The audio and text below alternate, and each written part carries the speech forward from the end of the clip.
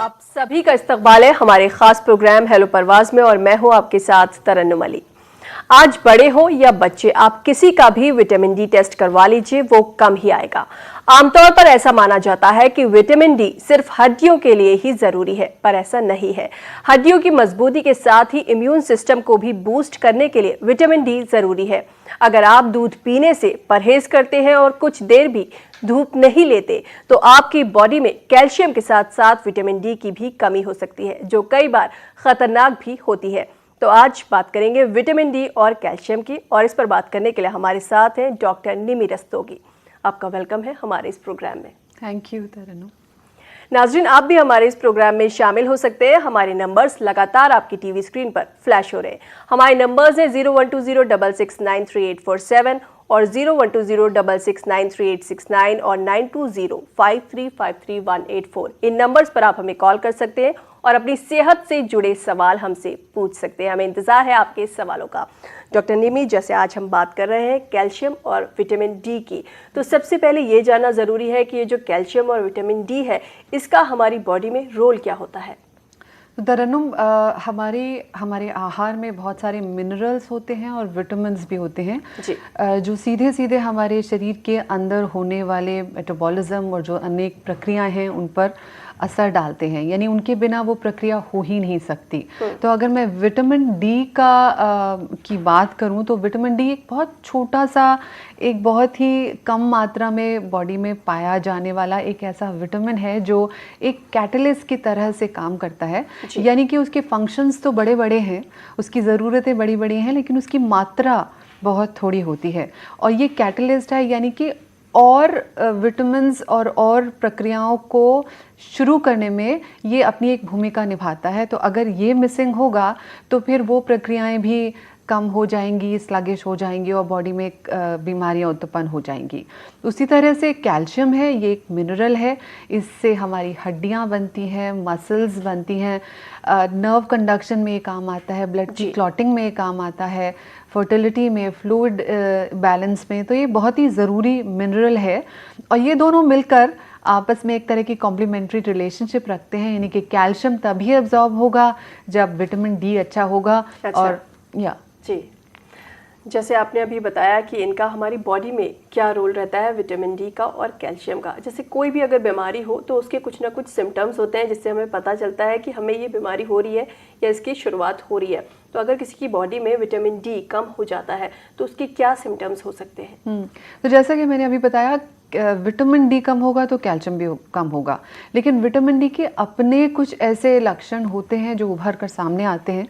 तो अगर जैसे आप थकान महसूस कर रही हैं, आपके बॉडी पार्ट्स में दर्द है, घुटनों में या जोड़ों में दर्द है, या आप बहुत जल्दी आप अपने आप को थका हुआ महसूस करती हैं, या एक्स एंड पेन्स जो एक अंग्रेज़ी में चीज़ है वो होता है, या आपको बर्निंग ऑफ नर्व्स हो रही है, या आपकी स्टेट ऑफ माइंड अच्छी नहीं है, आप चिड़चिड़ा महसूस करती हैं, या आप डिप्रेस महसूस करती हैं, या आपकी डेंटल कैविटीज़ हो रही हैं, या आप कंसीव नहीं कर पा रही हैं, या आपकी मसल्स में क्रैम्प्स हो रहे हैं, तो तमाम ऐसे लक्षण हैं जो विटामिन डी या फिर कैल्शियम या दोनों की कमी से उत्पन्न होते हैं।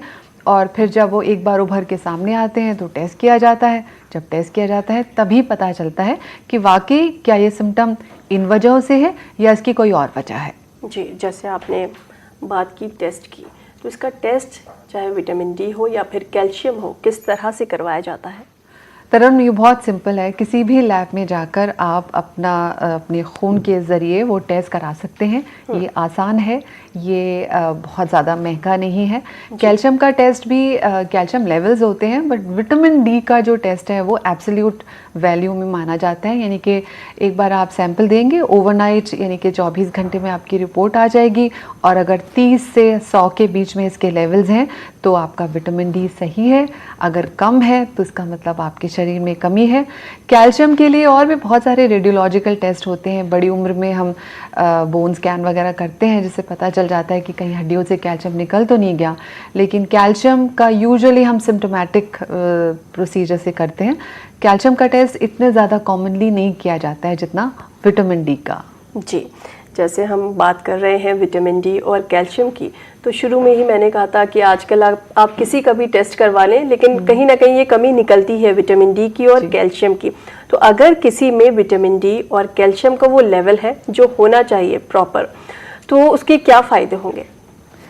अगर आपका विटामिन डी अच्छा है तो आप बहुत स्वस्थ हैं, लेकिन 100 में से 80 या 90 लोगों का आजकल मेरे एक्सपीरियंस के जरिए विटामिन डी कम आ रहा है। अच्छा। देखिए, पहले तो हम इस विटामिन डी को चेक ही नहीं कराते थे। आज से 10-12 साल पहले इतनी ज़्यादा अवेयरनेस नहीं थी, इतनी ज़्यादा रिसर्चेस नहीं थी। अब जैसे जैसे मेडिकल रिसर्चेस हो रही हैं, हमें पता चलता जा रहा है कि ये इतना ज़रूरी, इतना महत्वपूर्ण विटामिन है जो कि शरीर के सभी फंक्शंस पर असर डाल रहा है।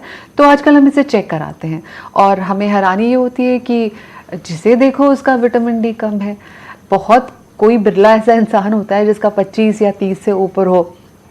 तो अब ये बात सोचने पे मजबूर करती है कि क्यों हो रहा है।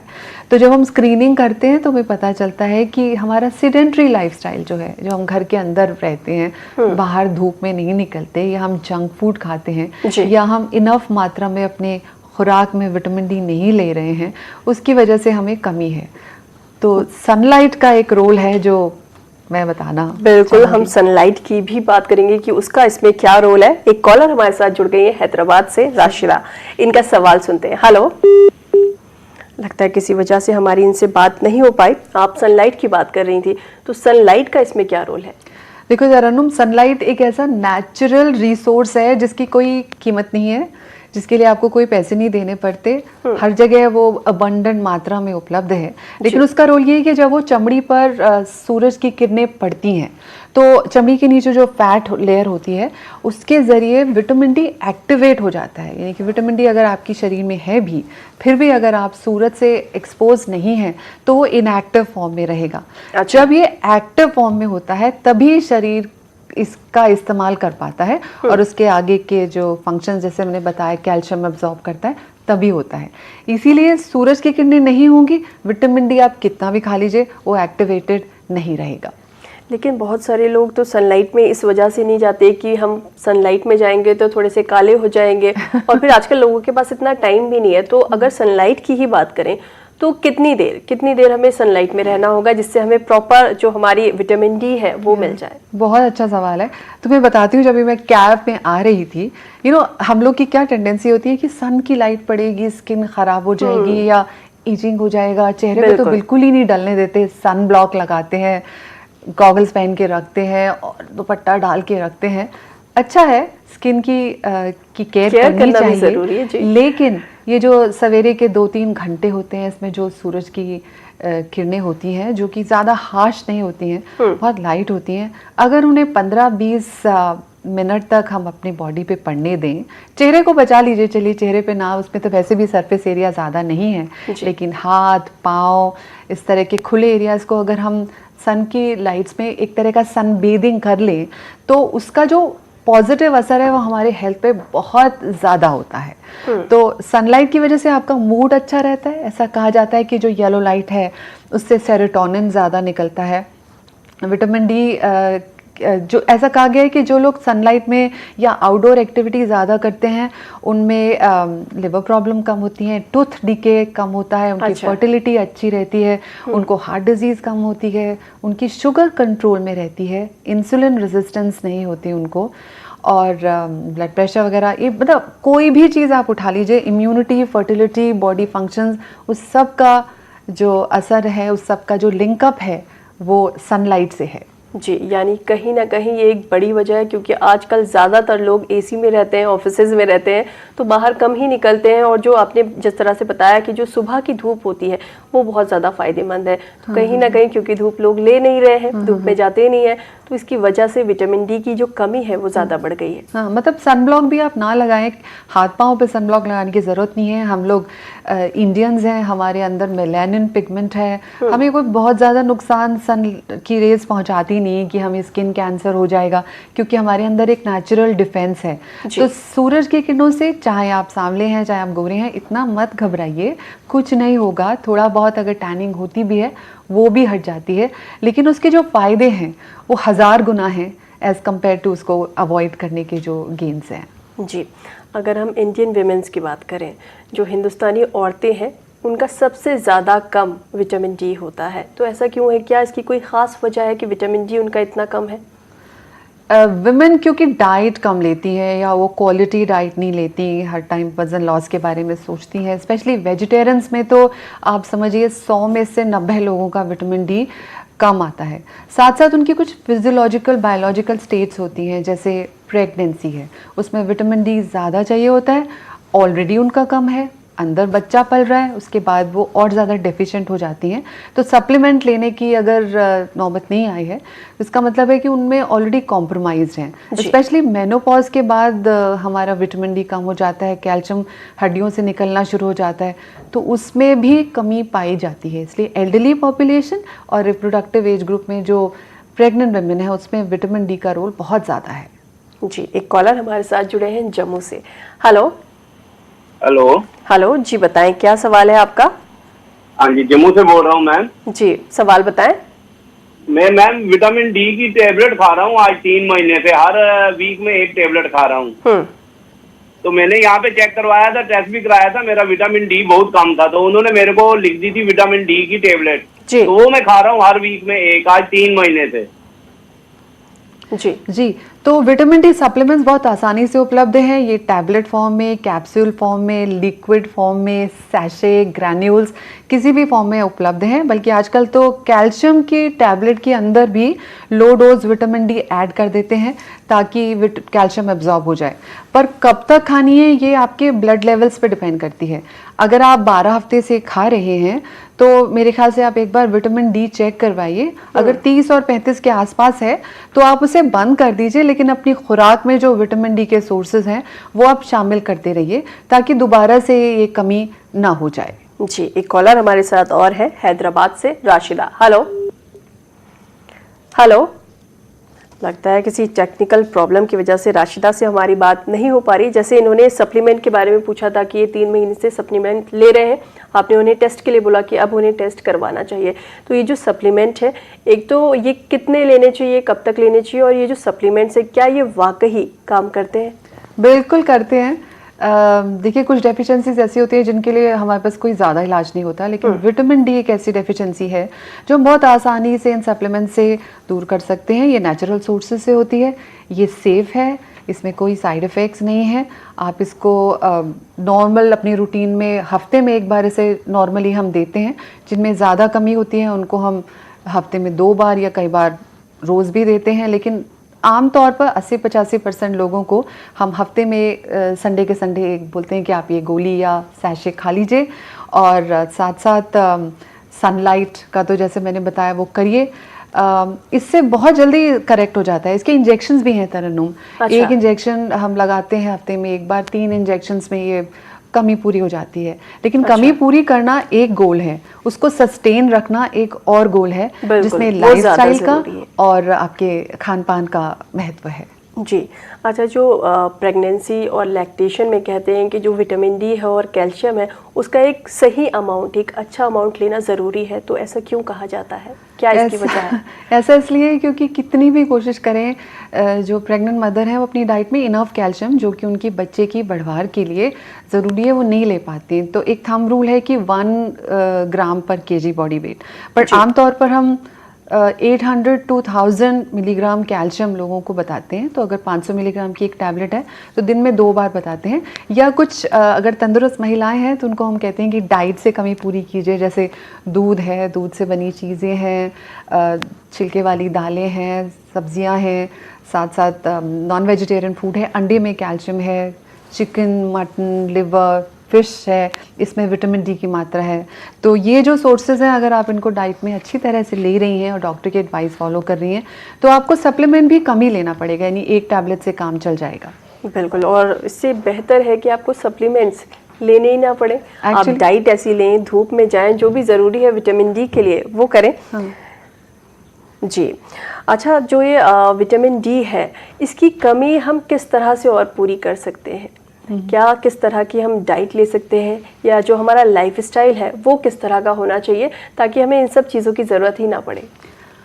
मैंने ये देखा है कि जिनको विटामिन डी डेफिशिएंसी होती है उनकी कई बार जेनेटिक्स चलती है। फैमिली में अगर आपको विटामिन डी डेफिशिएंसी है, आपकी बॉडी एब्जॉर्ब नहीं कर रही है या आपके खानपान में ऐसा है तो उनकी चलेगी, तो उनको तो सप्लीमेंट्स हम बताते हैं। पर कुछ लोग ऐसे हैं जिनका विटामिन डी ठीक ठाक रहता है, तो उनको अपनी डाइट में फ़िश, जो ऑयली फ़िश हैं उनको ज़रूर शामिल करना चाहिए। एग योक में अच्छा खासा विटामिन डी होता है, दूध से बनी चीज़ों में होता है। और आजकल तो बहुत सारे ऐसी चीज़ें, फूड आइटम्स आ रहे हैं जिसमें वो ख़ास तौर पर विटामिन डी उसको सप्लीमेंट कर देते हैं, फोर्टिफाई कर देते हैं, जिसकी वजह से उन खानों में जैसे म्यूज़ली है, सीरियल्स हैं, उसमें विटामिन डी की मात्रा जुड़ी हुई होती है। फर्मेंटेड फूड हैं, ईस्ट है, इसमें भी B12 और विटामिन डी की मात्रा होती है, तो इसको अगर आप डाइट में शामिल करें तो आपको ज़रूरत नहीं पड़ेगी। जी, एक कॉलर हमारे साथ हैं जम्मू से, विनोद कुमार। हेलो हेलो विनोद जी, क्या आपको हमारी आवाज आ रही है? हेलो हेलो जी, बताएं क्या सवाल है? हेलो जी, सवाल बताएं। जी आवाज आ रही है मैम। विनोद जी देखिए, अपना सवाल पूछिए। मैं जम्मू से बोल रहा हूँ मैम। जी, सवाल बताएं, क्या पूछना चाहते हैं आप? जी तरुण, कई बार रहता है ना वेजिटेरियन हमेशा कंप्लेन ये करते मैं हैं। ये विटामिन D3 खा रहा था, कैल्सीफेरॉल जी। कोई 12 सेशे मैंने उसको खाए। तो बट प्रॉब्लम ये है कि जब विटामिन D3 मैंने पहले टेस्ट कराया था तो तब 15 पॉइंट्स आए थे। तो दवाई खाने के बाद फिर जब टेस्ट किया 12 सेशे हफ्ते में वो खाने के बाद भी जब टेस्ट किया तो विटामिन D3 की लेवल और कम आई, 13 पॉइंट्स। अच्छा, ओके विनोद जी, मेरे ख्याल से आपकी इंटेस्टाइन्स के जरिए ये एब्जॉर्ब नहीं हो रहा है, राइट? हमें कई बार ऐसे होता है, हम दवाई तो खा लेते हैं मगर वो शरीर तक अंदर जब पहुंचती नहीं है तो हम ये सोचते हैं शायद ये दवाई बेअसर है। तो आप अपनी इंटेस्टिनल आप एक चेकअप कराइए, देखिए कोई मैल एब्जॉर्प्शन सिंड्रोम तो नहीं है, आपको बहुत ज़्यादा एसिडिटी तो नहीं रहती है, एंटी एसिडिटी दवाई लेने की वजह से भी नहीं एब्जॉर्ब होता है। तो बहुत सारे ऐसे मेडिकल कॉजेज हो सकते हैं, बट ये हैरानी की बात है कि आप 3 हफ्ते तक कैल्सरॉल सैशे खा रहे हैं, उसके बाद भी नहीं हुआ, बिकॉज ऐसा आमतौर पर होता नहीं है। जी, जैसे इन्होंने बताया और आपने कहा कि हो सकता है ऑब्जॉर्व ना हुआ हो, तो इसकी क्या वजह हो सकती है? और भी ऐसे केसेस में क्या वजह होती है? आपने बहुत सारे पेशेंट्स ऐसे देखे होंगे कि नहीं हो रहा है। बिल्कुल, सब चीज़ों के साथ ही है, चाहे मिनरल हो, विटामिन हो या एलिमेंटल आयरन हो, अगर आपकी आंतें स्वस्थ नहीं है, उसके अंदर कोई प्रॉब्लम है, इरिटेबल बाउल सिंड्रोम या मैल एब्जॉर्प्शन हो रहा है, या उन चीज़ों को एब्जॉर्ब करने का राइट एटमॉस्फेयर अंदर आपके शरीर में नहीं है, तो वो स्टूल के ज़रिए निकल जाएंगी और वो शरीर तक नहीं पहुंचेंगी और फिर उसका असर भी ऑब्वियसली नहीं होगा। तो ये एक जांच का विषय होता है। जी, ये जो कमी है विटामिन डी की और कैल्शियम की, क्या ये पूरी तरह से ठीक हो सकती है? एब्सोल्युटली, आप पूरी तरह से इस कमी को पूरा करके एक नए लाइफ को एक्सपीरियंस करते हैं, क्योंकि जब आपके शरीर में कोई कमी है, थकान रहती है, चिड़चिड़ापन रहता है, आपकी एफिशिएंसी घट जाती है, वहीं वो जब कमी पूरी हो जाती है तो आप पूरी चुस्ती स्फूर्ति से, आप पूरी एनर्जी लेवल से अपनी लाइफ को लीड करते हैं, तो आपको डिफरेंस महसूस होता है हर चीज़ में। जैसे मैंने कहा, विटामिन डी का तो असर आप समझिए सर से लेकर पाँव तक होता है, चाहे आपकी इम्यूनिटी हो, आपका स्टेट ऑफ माइंड हो, आपकी दांतों की हेल्थ हो या आपकी हार्ट की हेल्थ हो, आपकी गुर्दे की हेल्थ हो, हर चीज़ में ये कैटलिस्ट जो हैं विटामिन्स और मिनरल्स, ये असर डालते हैं और इससे लाइफ चेंजिंग एक्सपीरियंसेस होते हैं। जी, ये जो विटामिन डी है, इसकी कमी से क्या हमें कुछ और भी हेल्थ इश्यूज हो सकते हैं? क्योंकि विटामिन डी, इसको लोग बहुत ज़्यादा सीरियसली नहीं लेते हैं कि बहुत छोटी सी चीज़ है, खुद ठीक हो जाएगी, सप्लीमेंट्स लेंगे ठीक हो जाएगी।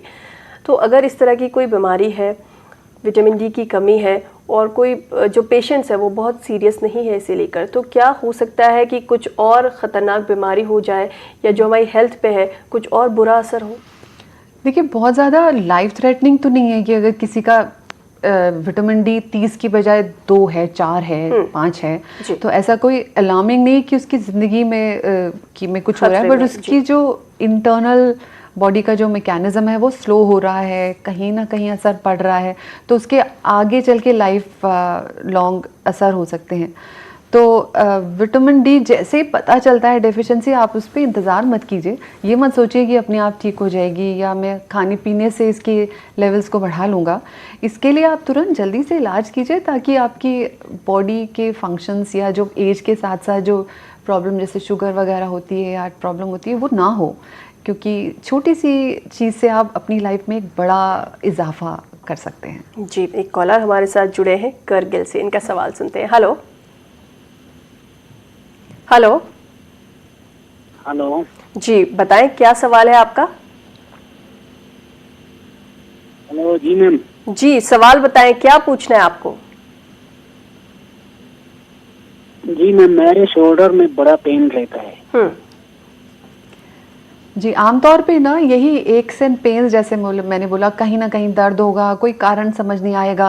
यंग लोगों को तो बॉडी में दर्द होना, मसल पेन होना, ये कारण तो मतलब ऐसा नहीं है कि वो बुढ़ापा आ गया इसकी वजह से है। तो हाँ, ऐसे लोगों को तो सब ज़रूर करा लेना चाहिए। अपना विटामिन B12 और D3 लेवल ज़रूर करवा लेना चाहिए। अगर कमी है तो फिर ये एक्स एंड पेन्स ठीक हो जाते हैं। थायराइड भी एक रीज़न है जिसकी वजह से ये बिना अनएक्सप्लेन पेन और माइल्जिया ये सब होता है। तो मैं ये नहीं कह रही कि सारे दर्द विटामिन डी या कैल्शियम से ठीक हो जाएंगे, लेकिन एक बहुत बड़ा हिस्सा है जो इस प्रॉब्लम को एट्रीब्यूट कर सकते हैं। जी, क्या कुछ ऐसी भी परेशानियां हैं जिनकी वजह से विटामिन डी कम हो जाता है या उस पर असर होता है? जैसे कि अक्सर बोला जाता है डिप्रेशन के लिए, तो क्या इसका भी असर होता है विटामिन डी पर? उल्टा है ये, अगर आपको विटामिन डी कम है तो आपकी स्टेट ऑफ माइंड पे ज़रूर असर पड़ेगा। अच्छा। इसीलिए आपने देखा होगा कि आजकल साइकोलॉजिस्ट साइकियाट्रिस्ट से बोलते हैं कि आप बाहर जाइए, expose your face and specially the pineal gland area to sunlight. तो उसका एक अलग मैकेनिज़्म है कि उसकी वजह से हैप्पीनेस हार्मोन जो है वो सीक्रेट होते हैं और आपको एक चुस्ती स्फूर्ति आती है, आप डिप्रेशन एंग्जाइटी से दूर निकलते हैं।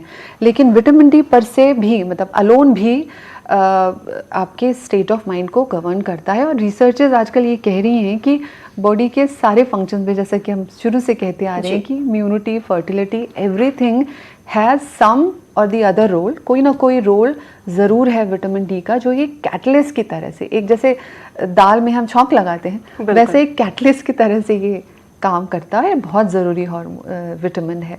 जी, अच्छा, बच्चों के लिए कितना ज़रूरी है? क्योंकि वो एक ऐसी उम्र होती है जिसमें वो लोग बढ़ रहे होते हैं, उनकी ग्रोथ हो रही होती है। अगर ऐसे किसी बच्चे को विटामिन डी की कमी हो जाए तो वो उसके लिए कितना नुकसानदेह हो सकता है? विटामिन डी का रोल राइट फ्रॉम जब से गर्भावस्था है, प्रेगनेंसी है, तब से है।